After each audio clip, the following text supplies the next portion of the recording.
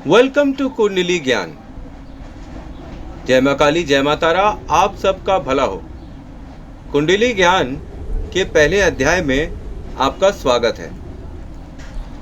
आज हम जानेंगे कि कुंडली कैसे पढ़ी जाए और कैसे सीखी जाए। थोड़ा बहुत जो मुझे जानकारी है वो मैं आपके साथ साझा कर देता हूँ। तो पहले बेसिक में हम स्टार्ट करेंगे। कुंडली में 12 भाव होते हैं, 1 2 3 4 5 6 7 8 9 10 11 12, और हर भाव अपनी एक अलग कहानी ही कहता है। अच्छा, कुंडली कई प्रकार की होती हैं और हम यहाँ केवल लग्न कुंडली की ही चर्चा करेंगे, ठीक है। तो हमेशा हम लग्न कुंडली की ही चर्चा करेंगे। अगर कुंडली में मैं कोई और कुंडली की चर्चा करूँगा तो मैं ये आपको बता दूंगा, जैसे कि नवांश कुंडली होती है, चलित कुंडली होती है, एटसेट्रा एटसेट्रा। पर हम यहाँ केवल लग्न कुंडली की ही बात करेंगे। अब लग्न कुंडली क्या है? लग्न कुंडली, सपोज करिए आपने अपने एक फ़ोटो खिंचवा ली। अब फोटो क्या है?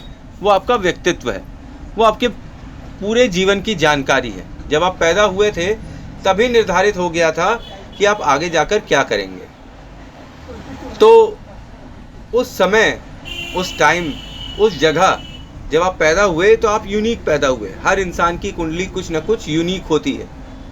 कुछ एक सिमिलैरिटीज़ हो सकती हैं, पर ये नहीं कि हमेशा सभी के सब सिमिलैरिटीज़ हो जाएं। तो ज़्यादा टाइम वेस्ट न करते हुए आगे मैं बताऊंगा कि इन 12 भाव में मतलब क्या होता है।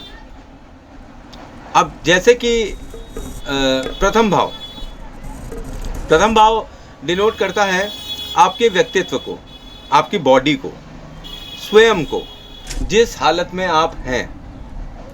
द्वितीय भाव आपके धन को, बैंक बैलेंस को, वाणी को, कुटुंब को, कुटुंब मतलब परिवार को, इन सबको डिनोट करता है। थर्ड भाव जो है वो छोटे भाई बहनों का भाव है, आपके पराक्रम का भाव है। और फोर्थ भाव आपकी माता का भाव है, भूमि का भाव है, सुख का भाव है, हृदय का भाव है। पंचम भाव आपके बच्चों का भाव है, प्रेम का भाव है। छठवां भाव आपके रोग ऋण शत्रु का भाव है। सातवां भाव आपकी शादी का भाव है, आपके सेक्सुअल प्लेजर का भाव है। अष्टम भाव मृत्यु का, कष्ट का, डिप्रेशन का, विदेश यात्रा का भाव है, रिसर्च का भाव है। 9th हाउस आपका धनेश कहलाता है। यहाँ से आप कितना धन अर्जित करने वाले हैं और आपको आकस्मिक धन लाभ भाग्य से मिलेगा कि नहीं, ये डिसाइड होता है। अब 10वां भाव जो है वो प्रोफेशन का होता है। प्रोफेशन मतलब आप क्या करने वाले हैं, नौकरी, राज्य सत्ता, व्यवसाय, उच्च पद, ये सब चीज़ें हम 10वें भाव से जानते हैं। अब 11वां भाव जो होता है वो आपका लक हाउस होता है। एक आपका धन हाउस हो गया 9th हाउस, और 11th हाउस आपका लक हाउस। यहाँ लक हाउस में आपके मित्र भी आते हैं। कौन कौन आपकी सहायता करेगा, कौन आपकी तरफ से बोलेगा, चाहे वो चाहे ना चाहे।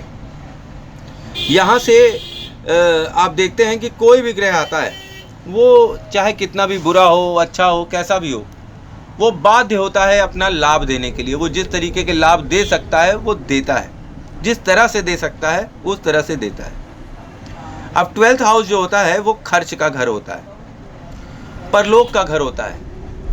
जो भी चीज़ यहाँ होती है वो खत्म हो जाती है, खर्च हो जाती है। एक तरीके से ये 12वां भाव हमारा वैराग्य का भाव है, फॉरेन कंट्रीज़ का भाव है, जेल योग का भाव है।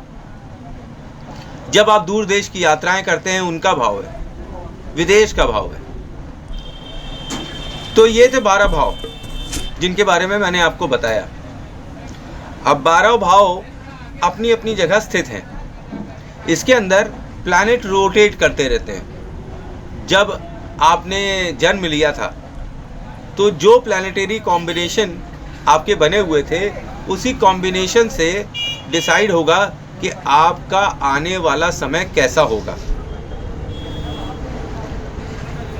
तो ये थी थोड़ी सी जानकारी, ताकि आपको पता चल जाए कि कुंडली के पहले भाव क्या होते हैं। तो ये 12 भाव के बारे में जो मैंने बताया है, इसके बारे में मैं और भी बताऊंगा आगे, कि जब मैं चर्चा करूंगा नेक्स्ट वीडियो में। तो थैंक्स फॉर वॉचिंग। जय माँ काली, जय माँ तारा। आप सबका भला हो।